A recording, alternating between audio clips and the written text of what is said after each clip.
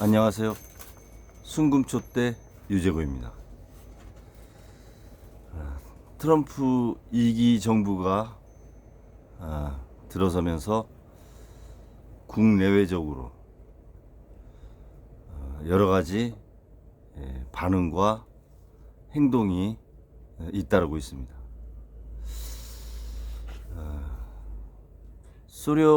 러시아 내에 청년들이 트럼프에 대한 호감도, 지지율이 아주 상승하고 있다고 합니다. 반면에 푸틴의 입지가 트럼프의 그러한 지지율에 가려져서 지도력에 상당한 위협을 받고 있을 정도로 러시아 내 상황이 변화하고 있는 보도가 있었습니다. 반면에 중국과 EU는 트럼프의 경제정책, 특히 관세정책에 대항하기 위해서 공조를 하려고 하는 그러한 움직임도 보이고 있습니다. 미국의 국내 상황도 트럼프의 이민자 정책, 특히 이민자 정책 같은 경우는 한 명의 그 불법 이민자를 추방하는데 $10,000가 더 든다고 하죠. 한 1,400만 명 정도 되고, 우리 한국 교포 중에도 한 15만 명 정도가 대상에 올라 있습니다. 비용도 문제지만 인종을 청소하는 거 아니냐, 이런 용어까지 나오는 상황이고, LA나 이런 데에서는 시위를 넘어서 폭동 내지는 시위 과정에서 다치는 사람도 발생하고, 그런 상황도 많이 지금 일어나고 있는 거죠. 특히 미국 같은 경우는 주별로 자체 그 법이 있기 때문에 연방정부가 시행을 한다고 하더라도 주 차원에서 독립적으로 또 운영할 수 있는 부분이 있기 때문에 여러 가지 갈등과 협의 단계가 진행될 거로 보아집니다. 뉴욕타임스 백악관에서 안 보는 거로 했다고 하죠. 자신들에 대해서 조금 비판적인 보도를 하는 매체에 대해서는 그렇게 제재를 많이 합니다. 미국도. 글쎄요, 지금 어느 정도까지 얘기가 나오냐 하면 헌법을 위반하고 있다, 트럼프가. 그러고 과연 미국의 견제와 균형이 존재하는가. 모든 것이 행정부 중심이고 입법부와 사법부는 상권 분립의 역할을 하고 있지 못하는 그런 상황 아니냐, 그런 목소리도 많이 들립니다. 경제계에서는 강력한 관세 정책이 오히려 미국 경제에 상당한 위협으로 다가올 수도 있다, 이런 경고를 하는 메시지도 있어요. 지금 트럼프는 제가 볼 때 자신이 곧 법이라고 생각하는 것 같습니다. 짐이 곧 국가다, 그렇게 표현해도 과언이 아닐 정도의 일방통행을 하고 있죠. 그 앞에 머스크가 있습니다. 악역을 대신하려고 하는 건지 피를 대신 묻히려고 하는 건지.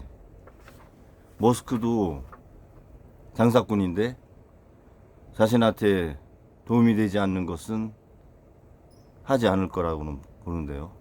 지금까지 해오는 걸 보면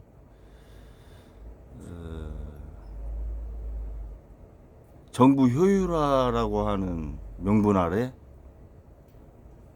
연방정부 공무원들에 대한 대폭적인 인원 감소, 재무부에 불필요한 자료를 요구한다든가, 그래서 제재를 지금 벤센트 재무장관이 하고 있는 상황이죠. 그러한 정부기관에서의 마찰도 생기는 상황이죠. 빛이 있으면 그림자가 항상 있죠.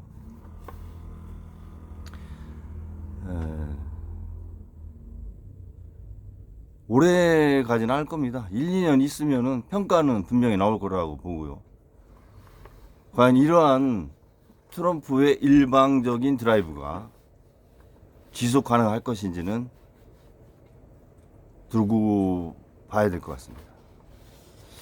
저는 어제 그 국내 유튜브에 보수 진영의 한 분이 패널로 나와서 현재 트럼프 대통령의 그 그린란드 파나마 관련된 정책이라든가 가자지구 관세 정책 이런 부분에 대해서 논평을 하신 게 있는데 제가 잠깐 소개를 해드리겠습니다. 그린란드와 파나마 운하 보도 관련해서 미국이 제국주의나 세계 독재를 지향하는 것이 아니다. 가자지구 미국 소유는 중동의 평화와 세계 평화를 위한 미국의 희생이다. 세계인이 전쟁이 일어나서 불안해하는 것을 막겠다는 것은 트럼프의 분명한 입장이다. 중국이 과거 소련처럼 체제 붕괴나 국력이 약소국으로 확인되면 중국과 러시아가 세계 경찰의 역할을 다시 할 것이다. 이렇게 요약을 하는 논평을 하셨어요.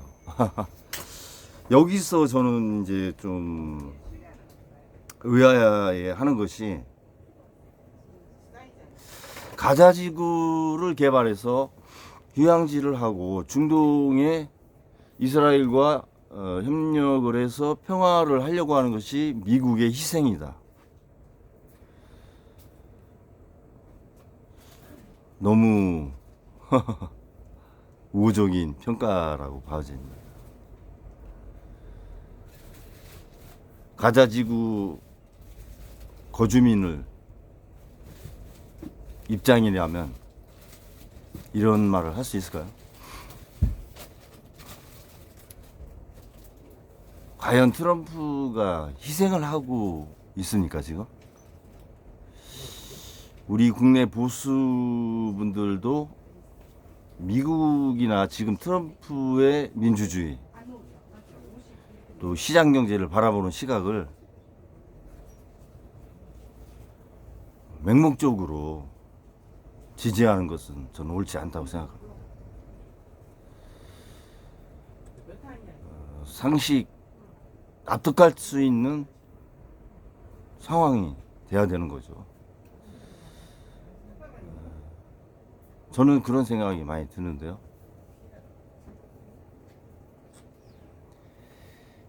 미국을 중심으로 함께 잘 살겠느냐, 그렇게 하려고 하는 것이냐, 미국만 잘 살려고 하는 것이냐, 그것을 한번 봐야 될 것 같아요. 저는 후자인 것 같아요. 미국만 잘 살려고 하는 것 같습니다. 물론 트럼프는 그런 얘기를 해요. 작년에 미국이 1조 달러 무역 적자 났죠. 중국은 1조 달러 흑자 났습니다. 그 중에서 30%, 3천억 달러가 미국에서 났는데요. 그 3천억 달러 난 흑자 가지고 무기 만들어서 우리 미국을 위협하고 있다. 저는 50%는 동의를 합니다. 그러나 50%는 그러한 외교 안보를 떠나서 경제적인 부분이라는 것이죠. 100%를 그렇게 해석하는 것은 저는 좀 평가가 왜곡돼 있다 이렇게 보는 거죠.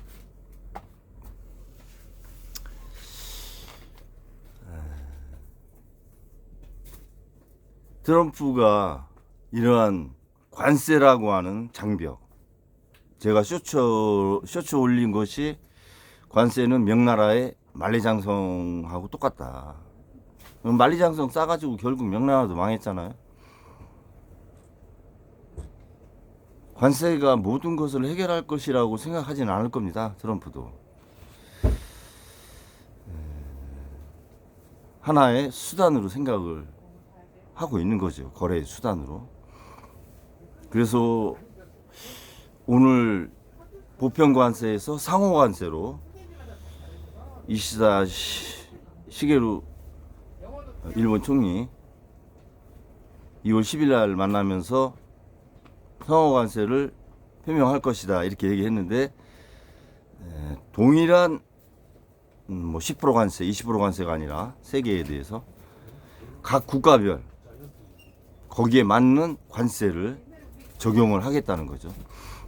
그러니까 흑자를 많이 내는 곳은 관세를 더 내고, 흑자를 많이 내고 있는 곳 미국에 대해서, 그렇지 않은 곳에 대해서는 적게 관세를 매기는 그런 상호 관세를 취한다는 건데요. 그것은 보편 관세보다 오히려 세계 경제를 더 요동을 치게 할 수 있는 겁니다. 그리고 그 뒷면에는 뭐 중국에는 50% 관세를 했는데 예를 들어서 한국에는 20% 했다. 그러면 너희는 고마워해야 되는 거 아니냐. 한국은, 중국은 50% 했는데 20% 했으니까. 이러한 백그라운드가 있을 수 있다는 거죠. 그리고 트럼프 같은 경우는 미리 목표는 20% 관세인데 50% 던져놓습니다. 그리고 20%를 해줘요. 그러면 크게 배를 해준 것처럼, 그게 과연 거래의 기술입니까? 양아치지. 그게 그 세계 지도자, 국가 지도자가 할 수 있는 거래의 기술이라고 저는 생각하지 않습니다. 강한 것을 또는 권력을 행사하는 것도 방법이 있는 것이고, 그것이 너무 다수를 위협할 때 공공의 적이 되는 겁니다. 지금 트럼프는 전 세계에 공공의 적이 된 상황이죠.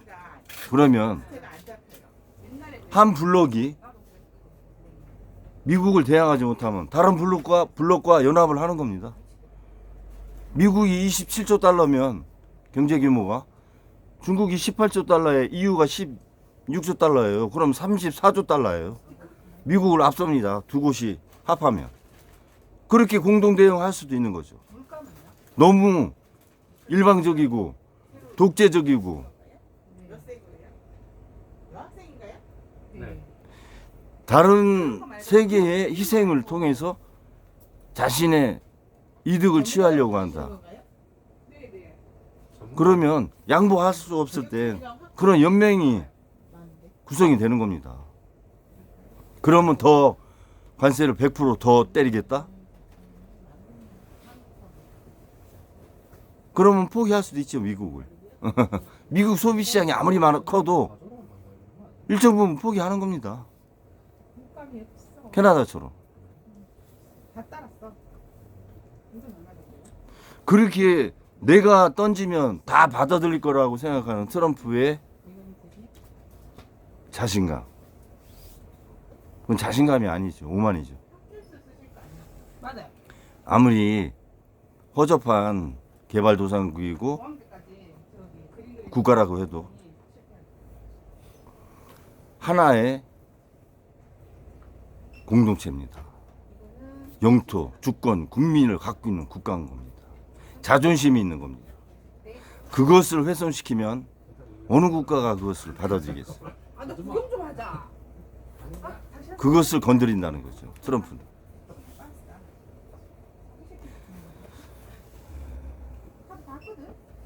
국내에서도 지지층이 있는 만큼 본인이 하는 정책에 대해서 상당히 우려를 표명하고 시위를 하는 곳이 많이 있어요. 그리고 많은 주가 여가를 하고 있는 상황입니다. 돌이켜 볼 일입니다. 관세를 높게 하면서 달러를 저달러 저금리 정책을 하겠다. 이율 배반적인 경제 정책 아닙니까? 그건? 그럼 누군가의 희생이 필요하겠죠? 아니면 도움이? 결국 일본이겠죠. 일본이 엔화가 강세를 띠면 달러는 상대적으로 약화될 수 있는 거니까. 지금 엔화가 상당히 강세를 띠고 있는 상황이죠. 그런 일본을 지렛대로 그러한 관세를 높이면서 저달러 저금리를 시행하려고 하는 그러한 움직임이 있는 거 아니냐 이런 생각이 들고, 코로나 이전에 국채를 대부분 중국이나 일본 뭐 이런 쪽에서 많이 사줬죠. 독일. 그런데 코로나 이후 중국하고 일본은 미국 국채를 사지 않습니다. 오히려 팔지. 그럼 그동안 발행하고 누가 사줬냐? 영국, 룩셈부르크, 캐나다 이런 데가 사준 거예요. 그리고 그런 캐나다한테 관세를 그렇게 때리는 거 아닙니까? 미국 국채를 사줬는데 어려울 때.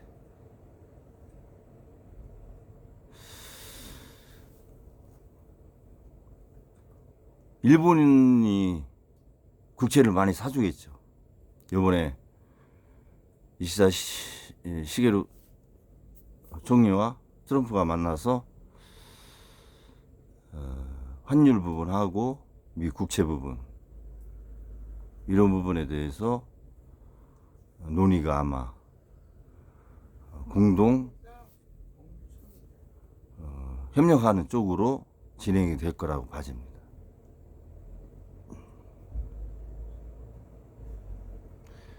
미국 단독으로는 어렵습니다. 왜냐하면 달러가 한 60% 정도, 65% 정도 기축통화 역할을 하고, 유로가 한 20% 정도 하죠.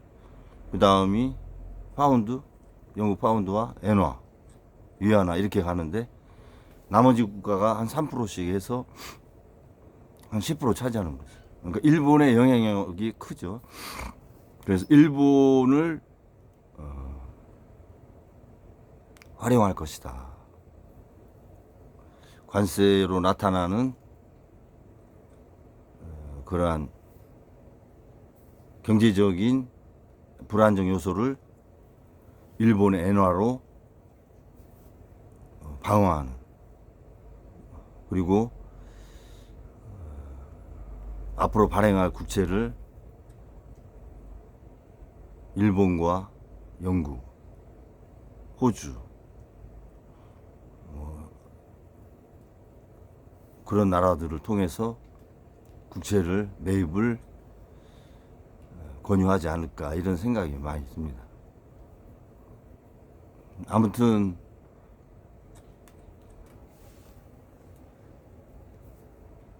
오늘이 18일째인데요. 어제가 제가 17일째 트럼프의 상황에 대해서 동영상을 올렸는데,